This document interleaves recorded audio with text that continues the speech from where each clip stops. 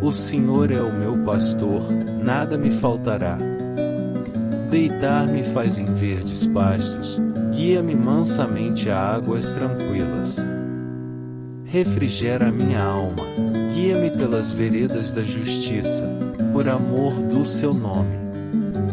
Ainda que eu andasse pelo vale da sombra da morte, não temeria mal algum, porque tu estás comigo, a tua vara e o teu cajado me consolam. Preparas uma mesa perante mim na presença dos meus inimigos, unges a minha cabeça com óleo, o meu cálice transborda.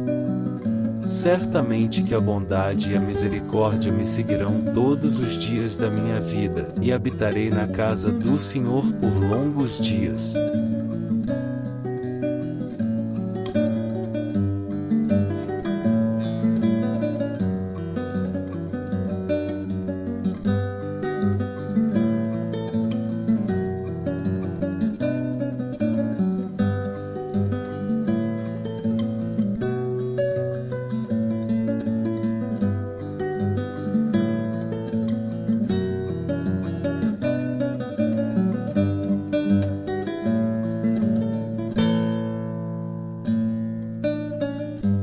Aquele que habita no esconderijo do Altíssimo, à sombra do Onipotente descansará. Direi do Senhor, Ele é o meu Deus, o meu refúgio, a minha fortaleza, e nele confiarei.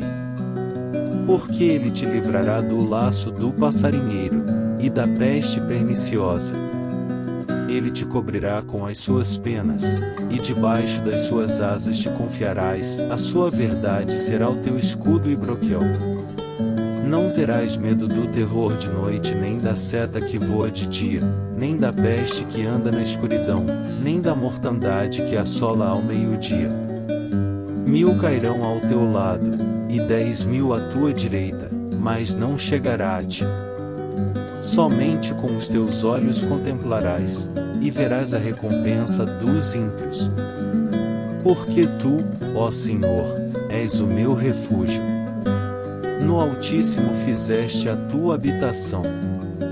Nenhum mal te sucederá, nem praga alguma chegará à tua tenda. Porque aos seus anjos dará ordem a teu respeito, para te guardarem em todos os teus caminhos. Eles te sustentarão nas suas mãos, para que não tropeces com o teu pé em pedra. Pisarás o leão e a cobra, calcarás aos pés o filho do leão e a serpente. Porquanto tão encarecidamente me amou, também eu o livrarei, pô-lo-ei em retiro alto, porque conheceu o meu nome. Ele me invocará, e eu lhe responderei, estarei com ele na angústia, dela o retirarei, e o glorificarei. Fartá-lo-ei com longura de dias, e lhe mostrarei a minha salvação.